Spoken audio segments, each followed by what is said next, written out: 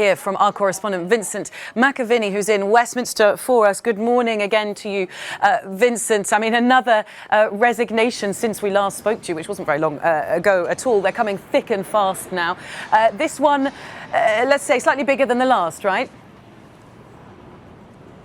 Good morning, Bella. I just got to the front of the coffee queue and then this broke and I've had to run back here. So Dominic Raab, the Brexit Secretary who came in to replace David Davis, the former Brexit Secretary, he has resigned. This is a big blow to Theresa May. He's one of the most senior people in government, but also the person, of course, specifically responsible for Brexit. He was said to have been very quiet last night in the cabinet meeting, and then afterwards there was no real word from him.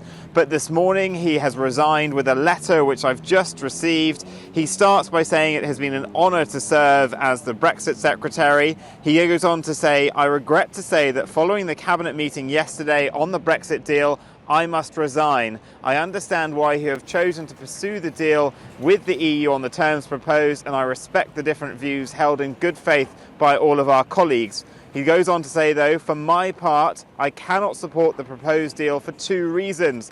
First, I believe that the regulatory regime proposed for Northern Ireland presents a very real threat to the integrity of the United Kingdom.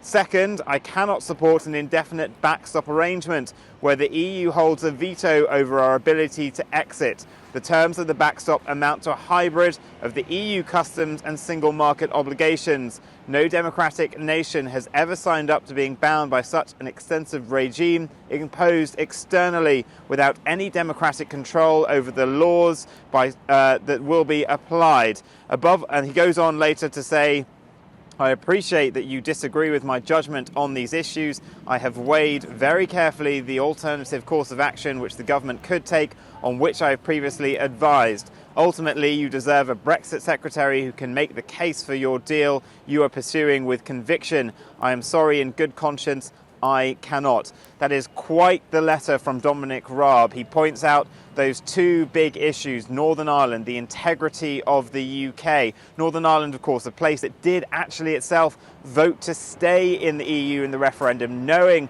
about the difficulties that they've gone through, all of the troubles, the Good Friday Agreement, the problems it would cause at the border, the tensions rising, Republican tensions, and also the feeling in the south as well, in the Republic of Ireland, about it. And there have been some, when I was on a recent trip to Northern Ireland, who say, on the unionist side, they even think that a border poll to reunify Ireland on what was going on in the negotiations was likely within the next 5 to 10 years. That's something that Dominic Raab is alluding to there in his letter. And then, of course, talking about the UK being in this indefinite hybrid and being a rule taker, sort of like the position of Norway, different to it obviously, but having access but not having any say in the rules as we do now. Of course, the UK as a member of the EU has the right to veto anything. It has the right to shape and mould what is going on in Brussels, and Dominic Raab saying this will obviously be an inferior position, but not being able to come up with anything in the alternative. He has been at the front of these negotiations for months now. Many people will say, well, why didn't he get this? Why didn't he argue this? Really, the Prime Minister's Brexit advisor, Ollie Robbins, is the man who was in charge. That's why David Davis left beforehand. He was unhappy that Number 10 had seized control of the negotiations, and Dominic Raab feeling as well like he hasn't been in full control and now leaving the government. So for Theresa May, this is a huge blow. She was meant to go into that place, into the House of Commons in a little while. We thought at about 10:30 local time to give a statement on her deal. She thought that she had the backing of the cabinet, and she expected one or two of her ministers to resign. We've already had one Northern Ireland minister resign, but we thought some minor secretaries of state like Esther McVey, sort of more junior ones, Esther McVey, Penny Mordaunt, they might go, Andrea Leadsom. But the fact that the Prime Minister has lost her Brexit Secretary is going to be pretty tough for her. It means that that statement might be slightly delayed as she reconfigures what it is she's going to say. But this is a politician really fighting for their political life now, because we're hearing as well that more letters of no confidence have been going in to the 1922 committee, which controls the Conservative government.